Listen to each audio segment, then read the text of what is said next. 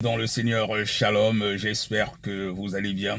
C'est encore moi, votre frère, serviteur inutile de Jésus-Christ, ouvrier du Seigneur. Toutes les fois que je viens sur les réseaux sociaux, c'est pour vous parler du ciel, parce que les temps sont proches. Le Seigneur Jésus-Christ peut arriver à n'importe quel moment.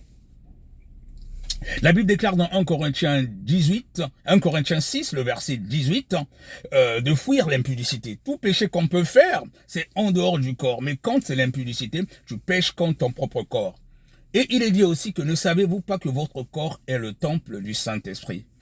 Bien aimé, beaucoup de gens ignorent que notre corps est le temple du Saint-Esprit. Nous ne pouvons pas faire n'importe quoi avec notre corps. Quand nous avons reçu le Seigneur Jésus-Christ, notre Seigneur et Sauveur, il vient habiter en nous au moyen du Saint-Esprit. Et nous ne pouvons pas faire n'importe quoi de ce corps. Je me souviens encore, en 98-99, quand je suis resté 48 heures en garde à vue à Montpellier, ça m'avait marqué. Je n'ai rien fait, mais la police m'a pris, on m'a emmené en garde à vue à Montpellier. La première fois de ma vie que l'on me mette des menottes. Parce que j'étais allé dans une boîte de nuit, et en sortant de la boîte de nuit, dans ma tête, c'était aller avec une fille. Aller avec une fille, mais qui, aujourd'hui, je suis persuadé qu'elle était prostituée, parce que vous savez, la plupart des filles qui vont en boîte de nuit, c'est souvent, bon nombre, c'est des prostituées. Et ce soir-là, ce jour-là, j'avais pris la résolution de terminer ma soirée avec une fille. Et en sortant de la boîte de nuit, vers 3h, 4h du matin, la police passait par là et on m'a interpellé, on m'a emmené vers une cabine téléphonique. Je dis mais c'est pourquoi? Non, mais c'est un contrôle tout simplement. On me dit de répéter qu'une bombe a explosé à la préfecture de Montpellier. Je dis mais c'est quoi cette histoire? Non, répétez tout simplement après nous, une bombe a explosé à la préfecture de Montpellier. J'ai composé le numéro de la police, le 17. Et je répète, une bombe a explosé à la préfecture de Montpellier. Naïvement, je répète cela 2 fois. Et quelque temps après, il y a eu des gyrophares, d'autres policiers sont venus en renfort. On m'emmène à la police et je suis resté 48 heures en garde à vue. On m'a accusé de terroriste. Mais c'est parce que Dieu, j'ai compris après que Dieu était jaloux. Dieu est jaloux de tes enfants, de ses enfants. Quand il t'a choisi, il est jaloux.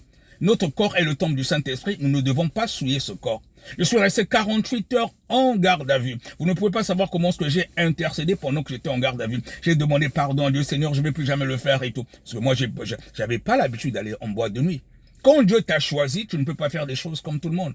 J'ai intercédé. Vous vous rendez compte, on devait m'accuser de terrorisme. Le temps que le procureur de la République, ils attendent la réponse du procureur de la République. Après, ils se sont rendus compte que c'était pas moi, mais je suis resté quand même 48 heures en garde à vue. Après, je suis sorti. Si je n'avais pas été en garde à vue, je serais parti ce soir-là, cette nuit-là, avec une prostituée. Une fille rencontrée en boîte. Mais je ne sais pas quel esprit était derrière cette fille. Peut-être c'était une sirène, peut-être c'était une sorcière, ce serait peut-être ma mort spirituelle, je ne sais pas. Mais en tout cas, Dieu est jaloux de ses enfants. Dieu est jaloux de ses enfants. Notre corps est le temple du Saint-Esprit. Il ne veut pas que nous puissions faire n'importe quoi de ce corps. Et quand Dieu t'a choisi, quand tu es appelé de Dieu, il y a des signes que tu remarqueras dans ta vie qui ne sont pas comme tout le monde. Il y a des choses que certains peuvent faire, ils trouvent cela normal, ils s'en foutent. Mais quand tu es un appelé de Dieu, quand tu es un élu, tu fais quand même attention. J'ai toujours du mal à comprendre comment certains serviteurs se disant de Dieu arrivent à aller quand même avec des sœurs dans les églises. Tu prêches devant la chair. Tu as tes maîtresses parmi les sœurs de l'église. Je comprends pas comment tu peux avoir l'esprit, le Saint-Esprit de Dieu avec toi et être, je sais pas, que cela ne te dérange pas. Et tu viens devant la chair, tu as tes maîtresses parmi les sœurs de l'église. Ça peut être des chantres ou je ne sais pas quoi. Je ne comprends pas. C'est pour cela que je me rends compte, je me demande certains, est-ce qu'ils ont réellement le Saint-Esprit? C'est quand tu as le Saint-Esprit, dès qu'il y a quelque chose qui ne va pas dans ta vie, tout de suite, le Saint-Esprit te dit que non, là, c'est pas bon. Tu es obligé de te repentir, tu te réponds, tu renonces à cela. Je vais encore t'interpeller, mon frère, ma sœur, non seulement sur l'impudicité, sur l'adultère, mais en ces temps de la fin, c'est pas seulement en allant de façon physique, même rien qu'en regardant les images qui ne glorifient pas Dieu.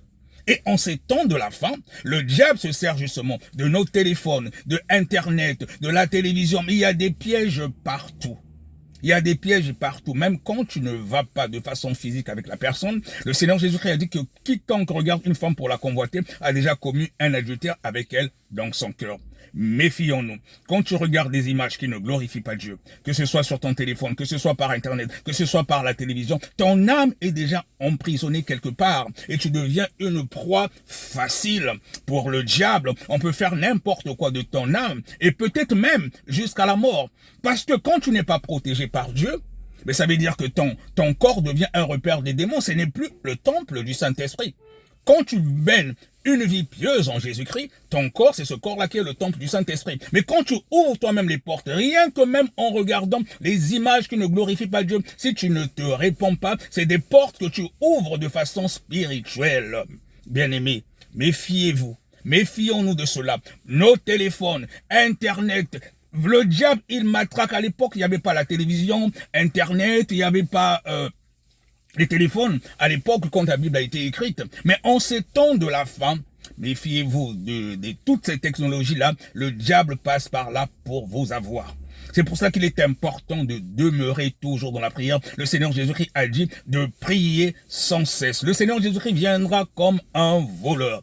Il viendra comme un voleur. Nous devons garder nos robes propres. Nous devons garder nos robes propres. L'important, c'est le ciel, mon frère. L'important, c'est le ciel, ma soeur. Que personne ne te trompe. Et le ciel, ça sera pour l'éternité.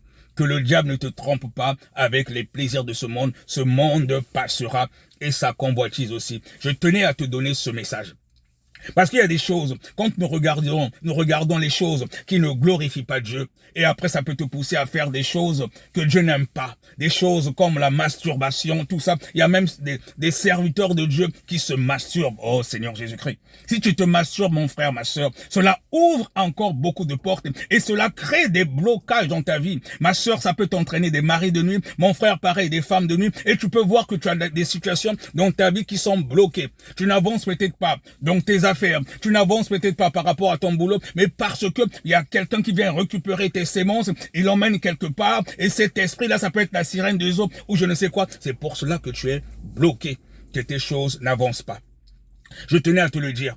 Si tu te reconnais dans ce que je viens de te dire, réponds-toi, mon frère, ma soeur, Jésus t'aime.